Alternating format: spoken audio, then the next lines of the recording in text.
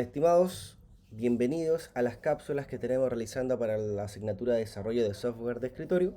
El día de hoy estaremos viendo lo que es la experiencia de aprendizaje 1, programación orientada en objeto. Así que vamos a inicializar nuestra PPT. Y dentro de la presentación podemos observar que lo que aprenderemos el día de hoy será identificar las clases y objetos, reconocer atributos y métodos y reconocer los conceptos fundamentales de la programación orientada en objeto. Por lo tanto, lo inicial es identificar qué es un objeto. Básicamente un objeto es una entidad en donde se puede asociar casi cualquier sustantivo. Acá hay unas frases como el auto es rápido, la casa es bonita, la tarjeta está bloqueada, en donde la palabra que está destacada en verde corresponde a un objeto. Auto, casa, tarjeta, celular. Ahora, ¿qué es este objeto? El objeto posee diferentes características, ¿sí? Que son los atributos. Podría ser el nombre, el color, el tamaño. Y también recibe diferentes comportamientos, que son las acciones que puede realizar este objeto. Calcular, mover, comunicar, etc.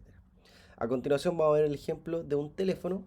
Y en este teléfono, ¿cuáles serían las características importantes?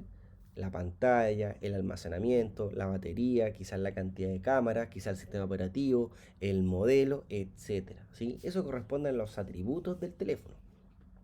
Y además podemos considerar los comportamientos. ¿Qué acciones puedo realizar con mi teléfono? Podríamos llamar, realizar una carga, chatear, navegar, podríamos fotografiar, ¿cierto?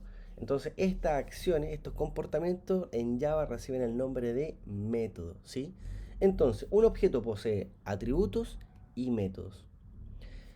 Cada objeto que ustedes crean será siempre único, pero nosotros podemos representarlo a través de un molde, de una plantilla, la cual corresponde a una clase, ¿sí? ¿Qué significa esto? Que a partir de una clase nosotros podremos generar diferentes objetos únicos, ¿sí?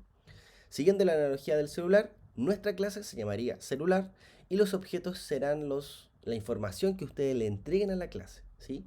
Tenemos celular donde aparecen los atributos de pantalla, almacenamiento, batería y las acciones serían llamar, cargar, chatear, navegar.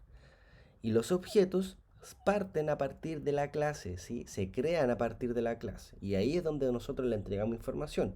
En el atributo de la pantalla, en el celular 1 es LCD.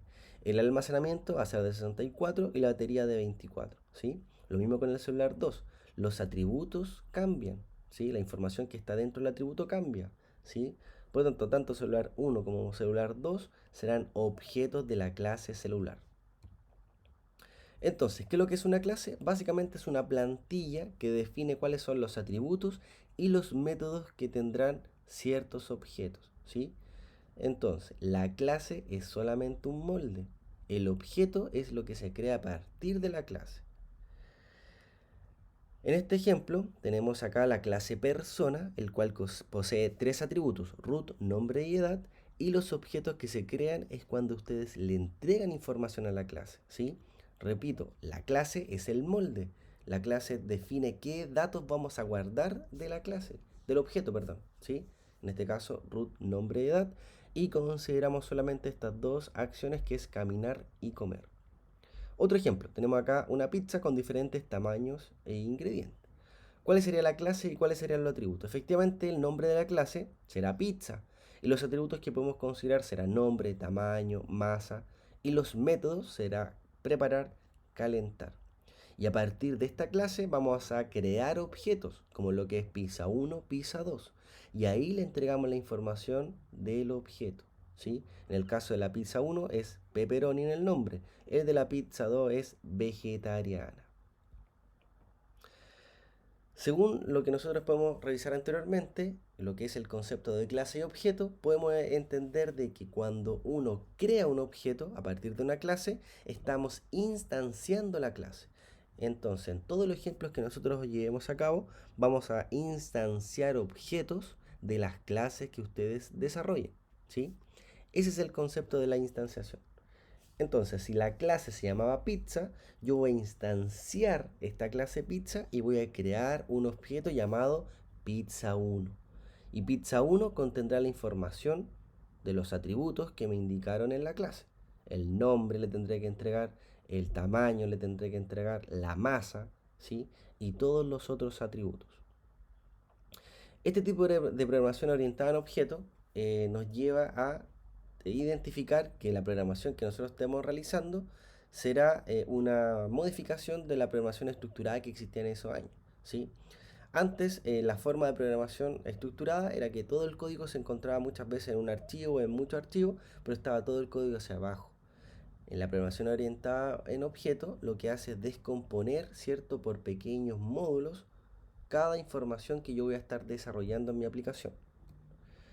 Por lo tanto, es mucho más sencillo trabajar con la programación orientada en objetos, ya que como tenemos diferentes módulos, cada módulo encapsula diferente información. Nuestras clases va a encapsular quizás interfaz, va a encapsular quizás también algunas capas de vistas gráficas, ¿sí?